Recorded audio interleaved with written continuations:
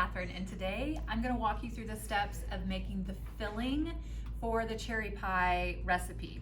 This is kind of an important step for this pie and really the secret of producing a pie that you can actually slice without it running everywhere. So to start with, I have 2 pounds. I'm using frozen cherries in this example. You are certainly more than welcome to use fresh cherries. You will need to pit them, obviously, and then just use them directly. But what I want to show you is these are frozen cherries that I have allowed to thaw at room temperature for a little bit, and there's quite a lot of juice. That's okay. In this situation, the juice is not a problem. There are some recipes where if you start with frozen fruit, specifically frozen berries or cherries, you need to drain off that juice. Like if you were gonna use frozen cherries in a cobbler, I would suggest draining off the juice. But in the cherry pie filling, it's really okay. So I put the 2 pounds in. I'm gonna add 1 cup of white sugar to sweeten that up. I'm also going to add a 1/4 cup, which is 4 tablespoons of cornstarch. And this is going to be our thickening agent.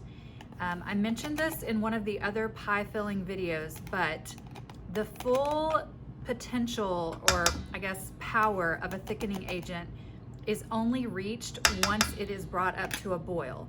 So what we're going to be doing today is actually heating this entire filling mixture and bringing it up to just right to a boil so that it is as thick as possible before we put it into the pie.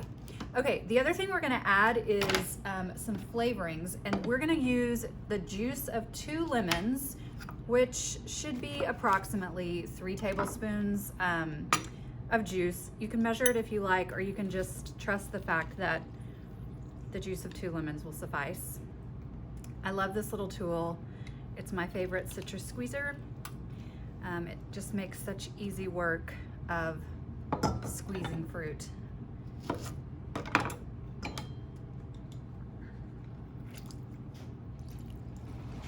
put that right in, last one. And then the other flavorings that we're going to add are 2 extracts and some salt. So I'm gonna add a 1/4 teaspoon of kosher salt so that we can make sure we taste everything delicious that's in here. And then I'm gonna add a 1/2 teaspoon of vanilla extract, which really brings out the cherry flavor. And then I think the secret ingredient to this whole cherry pie filling is adding a 1/4 teaspoon of almond extract, which is not very much, but it makes a huge difference. Okay, so all the ingredients are here. You want to stir it until the sugar is evenly distributed. The cornstarch may lump up a little bit, but that's okay. And again, all this juice is really not a problem because we're going to thicken it over heat. So I like to just sort of like scrape and turn. And when I see kind of like, well, let me see if I can find one, like a big clump of that, just sort of work it around with your spoon. Try to eliminate those as much as possible before you add it to the heat. Okay, so what I have on my stove, my little fake stove here, I have a medium-sized saucepan. Let me move this forward. And I'm gonna add our cherry sugar juice extract mixture. Scrape. I wanna make sure you see this. This residue of sugar is important. Make sure you scrape all that out so you don't miss out on any of that flavor. The other thing that you could totally do is just mix this inside the pot. That's another option. Okay, at this point, over, I would say, medium heat, you want to begin to warm this, and we don't want to heat it quickly. So this is not like a high heat situation. We want this to gently begin to come to a simmer. And one of the first things that you're gonna see happen is the sugar is gonna dissolve. Like nothing significant is gonna happen first. The sugar's gonna dissolve, and then some steam is gonna rise up. And as you're scraping the bottom of the pan, you will start to feel it thicken, which means you're getting close to the simmer. And then the second that it starts to have bubbles breaking on the surface, we're done. So don't walk away from this, because the potential for this to go from kind of nothing happening to scalding on the bottom. I have done that so many times, and then you kind of get that burnt cherry juice taste. That's not what we're looking for. So what I'm gonna do is just let this go, and I'm gonna let you watch it, and I'll jump in to let you know kind of where we are in the process. But for now, we're just gonna watch it. We're gonna watch this develop in real time.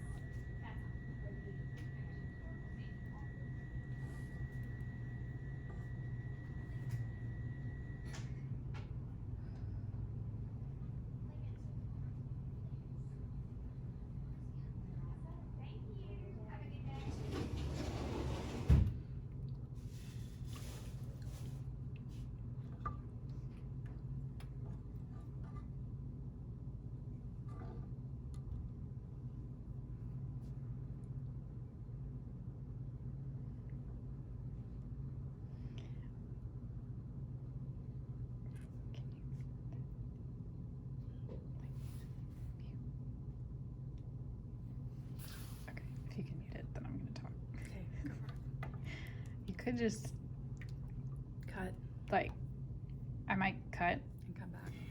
This is several minutes later. The mixture has definitely heated up. I can see the steam rising up. I'm not sure if you can, and that's a sign that things are changing and that the mixture is reaching the point of getting to where we need it to be. I want you to notice how liquidy everything is, because when it changes, that's what we're gonna see the biggest change. Like, it's very watery, very soupy, very liquidy, and in a matter of minutes, as this mixture comes up to the simmer, that cornstarch is going to get activated, and this is going to be transformed into something that is kind of almost close to a jam or jelly once it has cooled. It will not look like that in the hot pan, but I just want you to see the difference once it happens. So what I'm doing is I'm just watching, kind of waiting, giving it time, checking on it by scraping the bottom to make sure nothing is scalding or sticking. Again, if your heat is too high when you do this, the fruit will just scald on the bottom and that sugar will crystallize, and that's not a good step. So I just kind of keep checking it. We're looking for movement on the surface, bubbles kind of bursting or popping.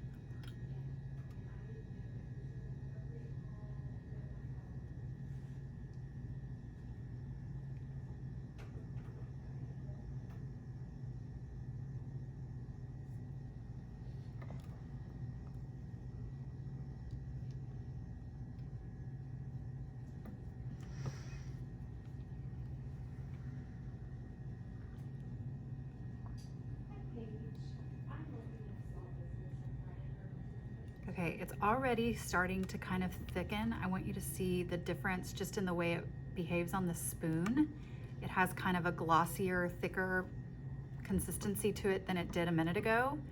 So we're headed in the right direction, but I still have not seen any bubbles break the surface. So we're not quite there. Ooh, did you hear that? I can hear it starting to like stick a little bit in a good way on the bottom. Like, it should start to kind of sound different when you stir it. Hear that?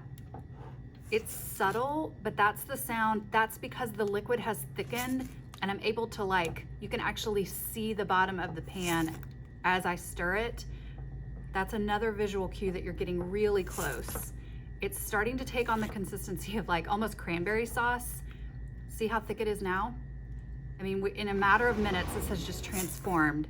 And I bet if we just sit here, look for a bubble.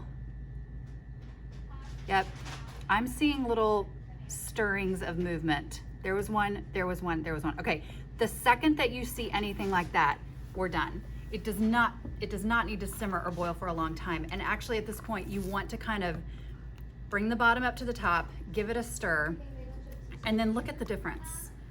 Look at how glossy, thick, all that juice has been transformed into this filling that is going to cook even more in the oven and thicken up even better. And by the time you slice this and put it on your plate, there's not gonna be anything soupy about this. This is like success 101 when it comes to fruit pies, is going in with a filling that has already been thickened sufficiently. Okay, now, here's what you need to know. This is so hot, obviously. Like, it's bubbling, it's boiling, it's very hot. If I were to take this and pour it directly into my pie crust hot, the pie crust would begin to melt, and that is not what we want. You have to let this cool at least to room temperature, which if it were me, I would just put this in another bowl so that it can kind of like cool off more quickly. But you could also store this in something in the refrigerator and then come back the next day and use it chilled in your pie. Whatever you want to do, you just cannot go from hot filling to pie dough crust. So keep that in mind and allow for that as you're planning to make cherry pie. But that's how you make the filling, and this is gonna turn out. It's gonna be delicious. I'm excited for you to try it. Let me know how it turns out. Thank you for watching.